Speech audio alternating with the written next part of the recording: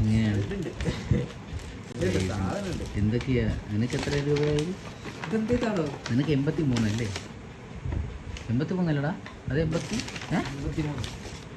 83-ന് 3 സൈഡും കണ്ടോളി, 3 സൈഡും ഷവായ വിത്ത് കുബൂസ്.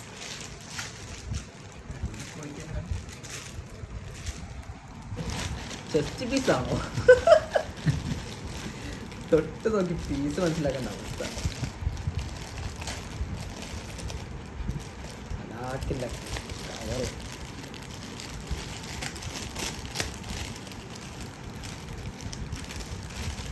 സാധനം കേട്ടോ, സാധനമുണ്ട്.